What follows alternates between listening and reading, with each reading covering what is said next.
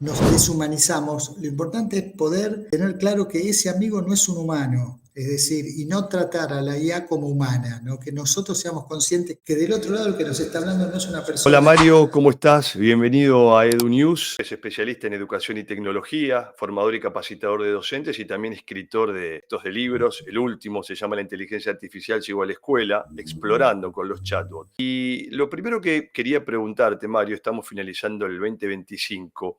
¿Cuál es el impacto real que vos entendés, conocés que está teniendo la inteligencia artificial en las escuelas de Argentina? Estás, Alejandro, gracias por la invitación. Y sí, llegando al fin del 2025, estamos a casi 2 años de la llegada de estos chatbots, que el primero, el más conocido, fue ChatGPT, pero obviamente hay otros también. Es difícil generalizar, ¿no? Las implementaciones son bastante heterogéneas, teniendo un poco de las experiencias previas de los docentes y demás. Pero básicamente lo que uno puede reconocer hoy en día es que, a diferencia de lo que sucedió cuando recién empezó a aparecer la inteligencia artificial, donde era algo que solo estaba, o sea, la inteligencia artificial llegó a la escuela de mano de los estudiantes, no de mano de los docentes ni de las instituciones. Es decir, los docentes nos fuimos enterando que existía algo que producía textos de manera automática, al principio a partir de lo que estaba pasando en el otro hemisferio, que ya estaban en el ciclo lectivo y empezaban a aparecer trabajos realizados por estudiantes. Bueno, lo mismo empezó a pasar acá en nuestro país, en marzo del 2023. La salvedad es que los docentes no estábamos preparados, no hacíamos las herramientas y no estábamos preparados didáctica o pedagógicamente para manejar estas situaciones en las cuales un estudiante traía un trabajo hecho por el ChatGPT. Esos primeros trabajos que hacían los estudiantes también eran eran unos usos bastante ingenuos y bastante limitados, en el sentido de copiar y pegar, y hasta incluían las primeras frases donde decían soy una inteligencia artificial, entonces no puedo más. A medida que fue pasando el tiempo, es que todos fuimos aprendiendo. Los docentes empezamos primero a darnos cuenta cuando un material venía hecho por inteligencia artificial, y por otro lado empezamos a usarla nosotros para nuestras planificaciones, para el armado de clases, y ahí es donde empezamos a valorar un poco más la herramienta, a conocer las posibilidades, las limitaciones. La mayoría de los docentes la utilizan para que les ayude a diversificar ejercicios, armar cuestionarios variados, resumir algunos textos, buscar información, con la característica de que como el docente conoce del tema que busca, entonces de alguna manera puede validar o no esa información que viene, ¿no? Entonces hay un uso fundamentalmente, más que todo, para la previa a la clase. Es el uso más generalizado de los docentes. O sea, una herramienta que me ayuda a planificar, a preparar actividades, a preparar recursos. Rápidamente están empezando a aparecer actividades donde la actividad involucra al estudiante en el uso de la inteligencia artificial en el aula, en el sentido de vamos a contrastar este tema que lo estuvimos viendo, cual ya aprendimos, vamos ahora a contrastar cuál es la respuesta de la IA, contrastar cuál es la respuesta de diferentes herramientas de IA, y ahí hay un valor interesante acerca de la diferencia entre que los chicos utilicen la IA para profundizar un tema que ya conocen y para indagar un tema que no conocen, ¿no? Porque ahí es donde no tienen elementos. Cuando lo usan para profundizar es interesante, porque entonces ahí también, además de aprender más sobre el tema que están estudiando, aprenden más sobre la IA, porque empiezan a darse cuenta cuál es la mejor manera de preguntar, las alucinaciones, los sesgos. Lo que hablas vos me pareció muy interesante. Yo quería preguntarte justamente, hay muchos colegas que a veces escuchan estas palabras y es como que tímidamente no se atreven a preguntar. Cuando hablamos de sesgos, alucinaciones, ¿a qué nos referimos Bueno, concretamente? básicamente son dos conceptos distintos. Las alucinaciones es una palabra un poco sensacionalista y hasta que asusta, pero básicamente lo que describe la alucinación es cuando la respuesta que te da es totalmente verosímil, en el sentido de que vos lo lees, o una parte de una respuesta, un fragmento, vos lo lees y está bien escrito y es coherente, es un texto cohesivo, es coherente con lo que dice. Está mal. Está mal desde el punto de vista conceptual o desde el punto de vista fáctico, en el sentido de que es un dato, un hecho que no corresponde. ¿Por qué surge? La razón por la que surge justamente es por las características de cómo funcionan estas tecnologías, que ya todos están empezando a saber, aunque a veces cuesta comprenderlo, es que estos textos que te genera o que te devuelve la IA no son textos que existan en algún lado, como sucede cuando uno busca en un buscador. Son textos que se basan en lo que existe, lo que se generan automáticamente por principios probabilísticos y estadísticos, en el sentido de que esto está basado en lo que se llama modelos de lenguaje. Lo que hacen es entrenan un montón de información que proviene de Internet, y lo que hacen es, cuando uno hace una pregunta, por ejemplo, si yo pongo una frase donde dice: los días que hace mucho frío salgo a la calle con, la base de datos, más probable que las palabras que estén asociadas a estas palabras que yo puse tengan que ver con paraguas, pullover, guante, bufanda, no camisa, jotas, malla. Entonces hay una cuestión probabilística de que en las bases de datos es más probable que tales palabras estén asociadas con otras. Entonces así es como va generando el texto. Como esto es probabilístico, hay un 100% de probabilidad. Entonces puede haber una respuesta donde en algún momento dice: en invierno salgo a la calle con ojotas. Esa sería la alucinación. Igual es una alucinación bastante dañina, un poco perjudicial. Claro. Lo peor son las alucinaciones. Poco nociva, claro. Poco nociva. Lo peor son las alucinaciones cuando hay un concepto erróneo. Bueno, ese es el Con concepto de consecuencias alucinación. graves, claro. Viene de la sociedad. Sesgar la información sabemos que tiene que ver con algo que está más inclinado hacia un lado que hacia el otro, con algún tipo de prejuicio, por algún tipo de creencia y demás. Entonces, las bases de datos, los textos, los insumos de los cuales se nutre la IA, están cegados porque la sociedad en sí está cegada. Es decir, hay cuestiones de género, cuestiones culturales, cuestiones de estereotipos. Entonces, cuando viene una pregunta, la base de datos encuentra información que está sesgada, y así es como, por ejemplo, vos pones algo vinculado con la cocina, te van a aparecer más mujeres, y cuando apareces algo vinculado con la informática, te van a aparecer más hombres. Eso tiene que ver con que mucha de la información que hay en Internet refleja eso. Entonces, de alguna manera, el algoritmo sigue ahí. Ahora, por otro lado, el sesgo también muchas veces es generado por el propio programador, tiene sus propios sesgos, sus propios estereotipos, y de alguna manera su propia mirada también, claro. Su propia mirada, entonces de alguna manera prioriza una cosa sobre otra. Entonces, esa es la diferencia entre el sesgo y el sesgo y la alucinación. La alucinación es un error conceptual. El sesgo, más que todo, tiene que ver con una cuestión de estereotipo, de generalización, de prejuicio, de preconcepto. Bueno, y la conjunción de las dos cosas es explosiva, porque realmente, pensando en los chicos y en la educación,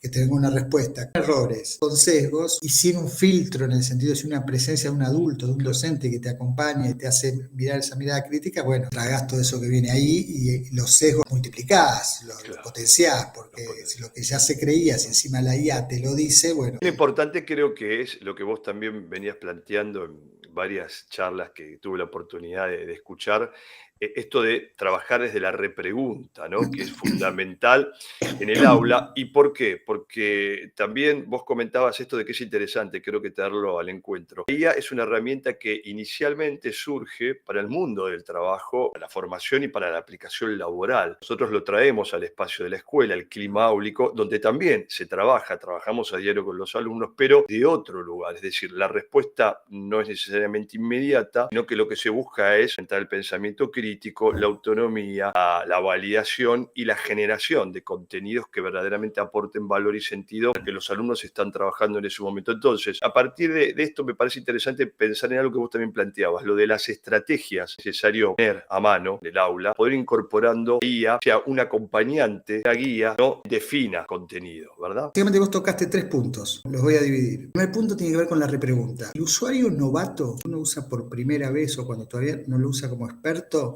esto pasa tanto en los adultos como en los chicos. Lo que espera es la respuesta inmediata, en el sentido de una pregunta, con la respuesta y ahí terminó. Uno empieza a ser un poquito más experto, empieza a entender que no es así, que el juego es de otra manera. El juego es: yo hago una pregunta o una petición o un prompt, la respuesta, y ahí recién empieza el juego. Y un juego que a veces es divertido jugarlo, ¿no? Porque poder, a partir de un bajo, muchas veces es más rico cuando uno sabe bien lo que quiere. Si ahí empezás a preguntar, repreguntar, afinar, orientar, decirle para qué necesitas lo que necesitas, decirle quién sos vos en el sentido, no desde lo personal, sino desde qué necesitas esa información. Le das un rol a la inteligencia artificial, le decís, contestame como si fueras tal, pensate en tal cosa. Ahí es donde la cosa va realmente siendo, ahí engancho con la segunda pregunta, la segunda parte de la pregunta que tiene que ver con esto, el uso del mundo profesional, el mundo productivo, porque realmente esto no fue creado para la educación y esto están siendo realmente herramientas muy eficientes en el mundo del trabajo,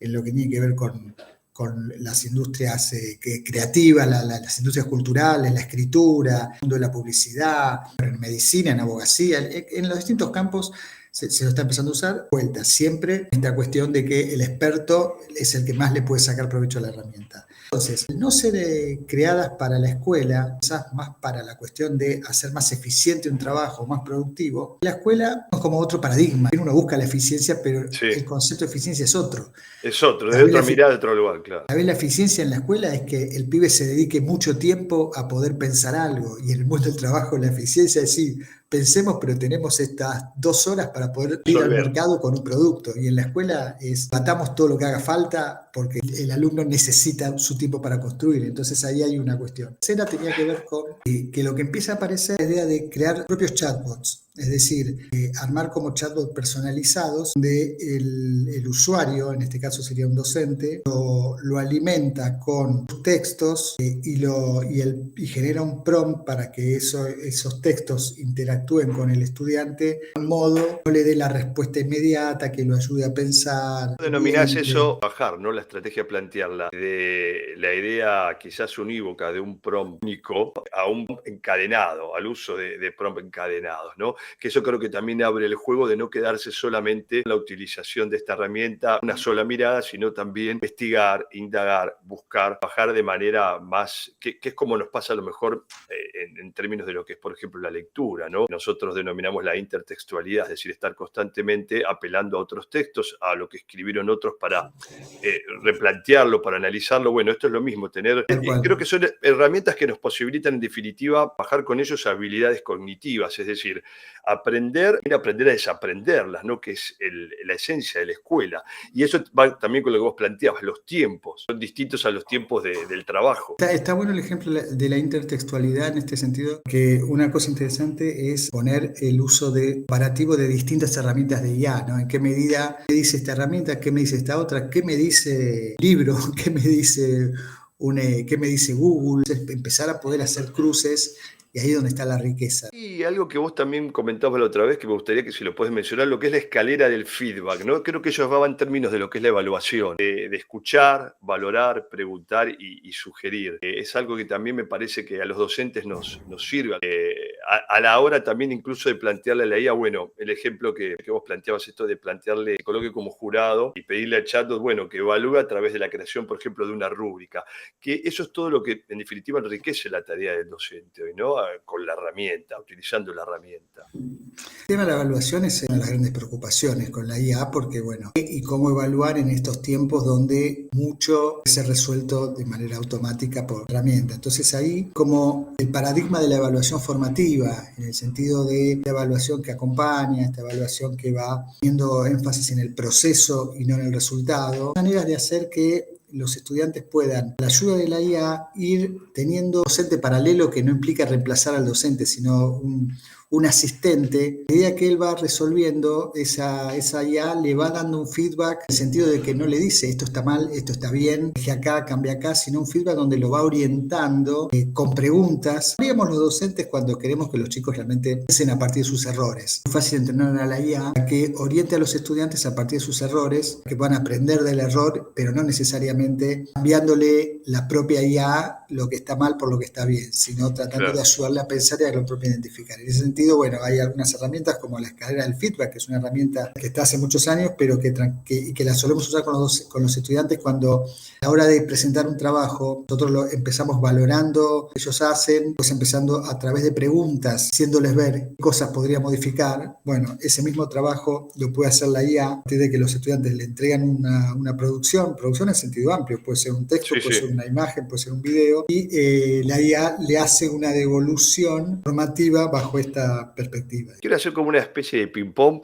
pero un poquito vi que estuviste participando en una jornada en el exterior, creo que en Chile fuiste a participar. ¿Cómo está la región respecto a la aplicación, a la inserción en los colegios de la IA? ¿Cómo lo ves? ¿Cuál es tu mirada acerca de cómo lo están tratando? ¿Hay correlación entre lo que sucede en Argentina con el resto de los países? ¿Qué pasa también en Europa? Bueno, de vuelta, siempre uno no puede generalizar, pero hay iniciativas interesantes en todos los países hay iniciativas, conviven las iniciativas interesantes con escuelas o regiones donde realmente no, están todavía bastante preocupados y sin encontrarle la vuelta, ¿no? Pero si uno tiene que hablar de políticas públicas, Uruguay siempre tiene algo para destacar, que es que la política educativa, el plan Ceibal, ¿no? El plan Ceibal que se empezó con incorporación de las netbooks, todas las escuelas a partir de una propuesta del MIT y demás ya hace muchos años. El plan Ceibal de alguna manera es una política pública que trasciende a cualquier gobierno. Independientemente de cuál es el gobierno, el plan Ceibal se mantiene, obviamente habrá ajustes y demás, y ese plan empezó como algo vinculado mucho con la tecnología educativa, es hacer a través del cual se trata de mejorar la educación, y hoy en día están haciendo cosas interesantes sobre pensamiento computacional, sobre robótica y fundamentalmente sobre inteligencia artificial. Entonces, a nivel internacional, bueno, hay países como Eslovenia, Finlandia, como siempre uno los nombra, Israel, bueno, son todos países que están de una manera trabajando fuertemente en el tema.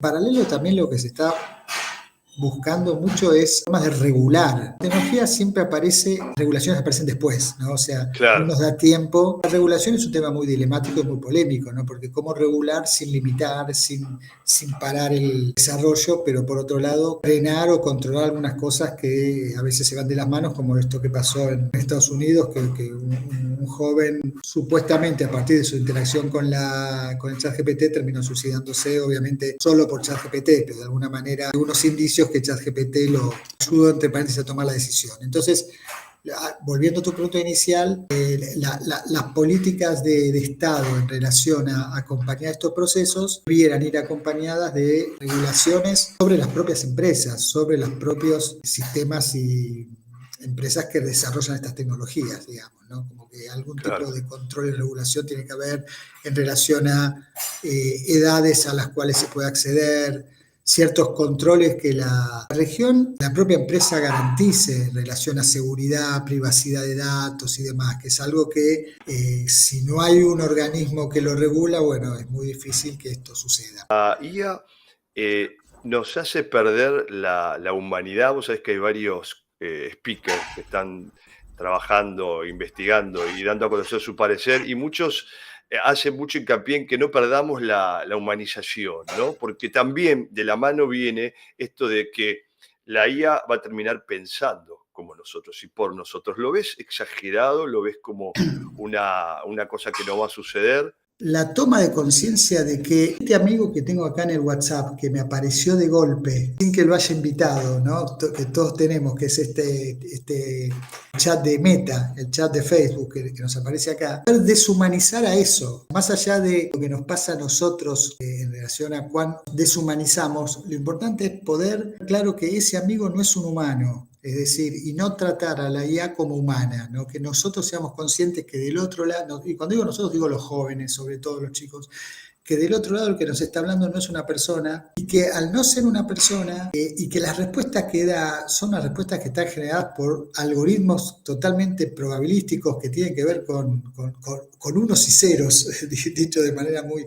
Entonces, el riesgo es que mucha gente lo está empezando a usar como consultor terapéutico, como consultor en relación a cómo mejorar mi salud. Y ahí hay un riesgo, ahí hay un riesgo. Y por otro lado, esta cuestión de el modo en que nos comunicamos, el modo que se comunica con nosotros en el sentido de que nos habla como si fuese una persona y nosotros le hablamos como si fuese una persona. Decimos gracias. Y ese gracias no solo que es totalmente innecesario, sino que hasta, no diría peligroso, pero es como para pensarlo un poquito. ¿Para qué le tenemos que decir gracias? Una teoría, entre comillas, teoría para explicar qué razón tratamos bien a la IA, ¿no? Ella nos trata muy bien porque está programada para tratarnos bien, pero ¿para qué nosotros la tratamos bien? Y lo que dicen es que hay algo que se llama el efecto Terminator. El efecto Terminator es que tratémosla bien por las dudas, que no vaya a ser que cuando la inteligencia artificial domine el mundo, por lo menos tengan en cuenta que nosotros la hemos tratado bien, entonces que también nos trate bien a nosotros. ¿Cómo es esto de generar un libro? A ver, realmente es algo, hablar del proceso y del producto. El proceso, por lo menos de lo personal, es súper enriquecedor, ¿viste?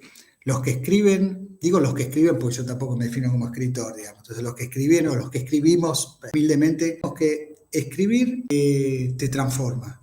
O sea, transforma en relación al tema sobre el cual estás escribiendo. No es que uno tiene todo pensado y lo vuelca a la escritura. Tiene muchas cosas pensadas. Mientras lo escribe, forma lo que está pensando. O sea, el proceso de llevarlo a palabras y empezar en un otro que lo va a leer hace que vos te tengas que volver a preguntar. Lo que vos pensabas y decías sobre el tema enriqueció mucho más cuando lo transformaste a un texto. Entonces ahí hay un proceso personal de crecimiento muy grande. En el caso de este libro que fue escrito, personal de crecimiento muy grande. Casi en paralelo con la llegada de la IA a la escuela, fue un proceso exploratorio donde mientras explorábamos en el aula distintas experiencias, las íbamos registrando y volcando al libro, y por otro lado, mientras pensábamos cosas para el libro, las íbamos volcando al aula. Entonces, como fue un trabajo paralelo de exploración didáctica y de registro y sistematización. Cuando yo escribí el libro, tenía la premisa de que el libro ascienda, no digo que pueda perdurar 50 años, pero que sabiendo que la inteligencia artificial cambia tan vertiginosamente, no quede obsoleto. Está teniendo mucha repercusión, o sea, a mí me da mucha satisfacción, me llaman para presentarlo, para dar charlas, y bueno, y obviamente ya estoy por la continuación, digamos. Por la segunda parte. Por la segunda parte, así que también es un desafío interesante. Primera, pero que no sea la última vez. Y te mando un abrazo grande por Bueno, estar. no, gracias a vos y yo creo que también ustedes desde el proyecto de EduNews también aportan a la mejora de la educación. Así que mucha suerte también con el proyecto que están llevando a cabo. Gracias. Muchísimas. No, a vos. Un abrazo grande.